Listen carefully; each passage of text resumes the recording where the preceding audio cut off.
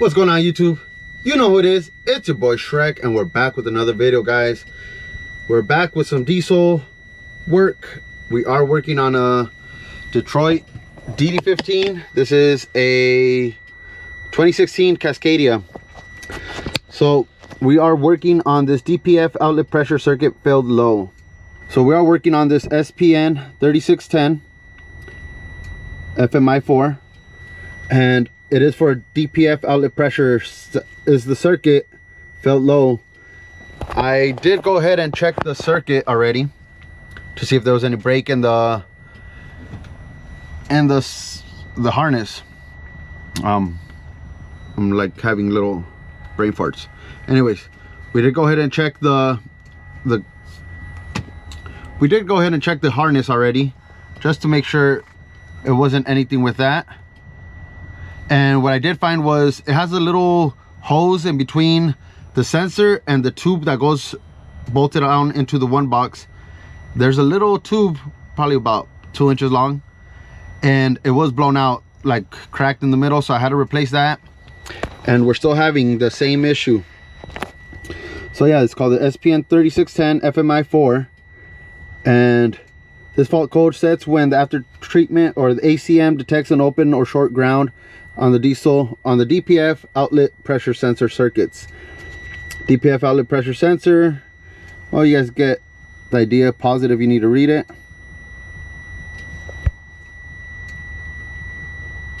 And then here is a little diagram of the plugs, and let me see if I could get it completely squared in. All right, so pause that, screenshot it, whatever you need to do. That is a diagram of the plugs. I already took a picture because we will be checking that as well. And then those are the diagnostic steps we will be taking. So I already did all of this, and everything checked out. I did replace the little tube and ran a regen. It still didn't work. So our next step is replace the sensor, which is what we'll be doing right now. I'll show you guys where the sensor is. We do remove the step on the passenger side to gain access to the one box and everything on top of it. So I'll go ahead and show you guys that. I'm probably not going to show you guys how to take off the step. Do a little montage of take it off and show you guys where the sensor's at. So stay tuned.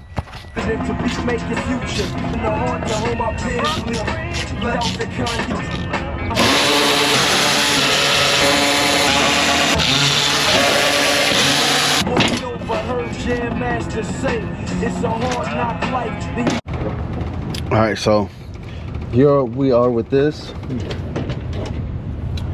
Here we are. This is the inlet pressure tube. Goes right here on the inlet side. Then this is the outlet side.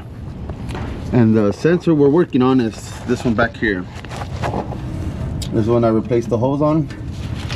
We did go ahead and check the wiring for it, the plug, and it's still not working, so we will be replacing that sensor right now. And there's the part number in case you guys need it. That's for the sensor, and the sensor looks like that. Just to check, I forgot, barometer or pressure or something like that. Forgot what it's called, but it's to check pressure. It just goes held by a little C-clip, which they didn't provide, so I'll have to see if I have one or figure something out. But this is the sensor. That's it. Goes on the other side, plugs in on the pipe or tube or hose, whatever you want to call it, and then it connects on this side. So I'll go ahead and take that one off and put this one on.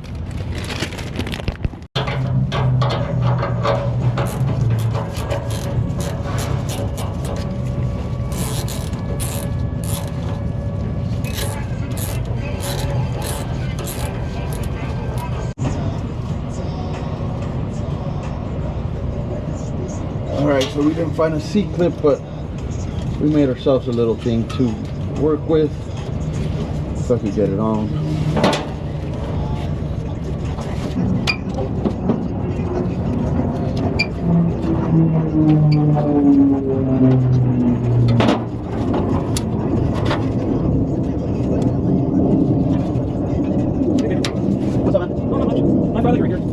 where you're working at. Oh, so you gotta pull it out? What? The DPF? No. Oh, okay, good.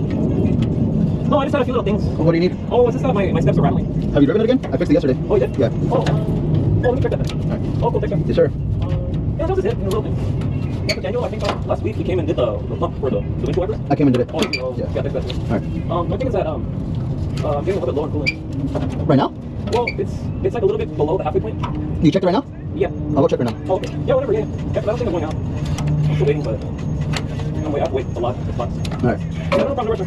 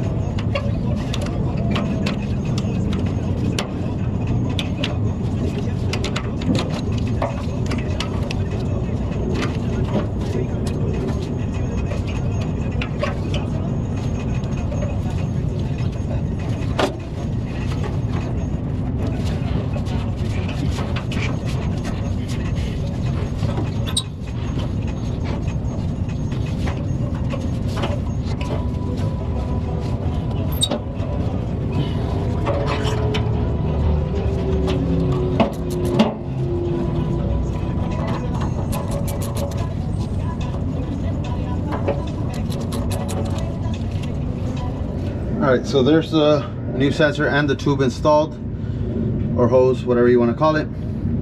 As you guys, I don't know how much I'm gonna show you guys, but you guys saw it didn't have a C-clip and we struggled to put a little cotter pin. That way it's not sliding back and forth. We fixed it, it's good.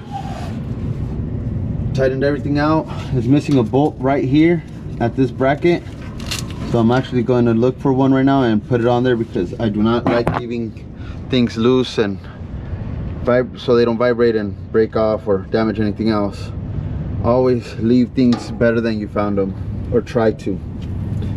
So I'll find a bolt right now and then I'll show you guys what we do inside, run a regen, see if it fixes our issues.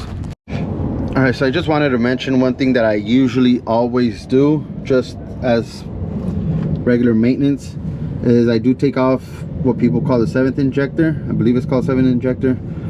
And I clean it up. As you can tell, this one has buildup on it, and inside of the hole it's pretty blocked off. So what I'll do is brush this off with the wire brush, and then inside of there I'll either get a pick or a very small screwdriver and just poke all that out, all that buildup. Just clean it up before I run the regen, just as a extra precaution. Just want to share that with you guys. All right, so we did go ahead and turn it on, and that, where's it at? Outlet pressure sensor circuit fell low. It is now previously active. It's good to go. The SCR outlet knock sensor drift, that one we're trying to avoid replacing that knock sensor, so I'm going to go ahead and run a regen, see how that comes out, and then I will do a parked SCR test, I believe it's called, or if I give you the wrong name, let me see what it's called.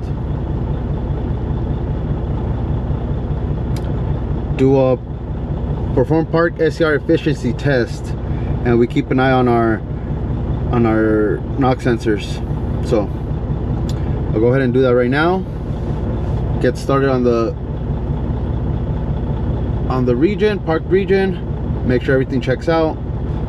Then I have to do a reservoir and some other stuff on another truck, and then I have to inspect another truck. So we'll do that while this is going. But as you guys saw, it was just a simple sensor. We did check the harness just to make sure it wasn't that, and that's how we troubleshot it, diagnosed it, repaired it, and now we check our work.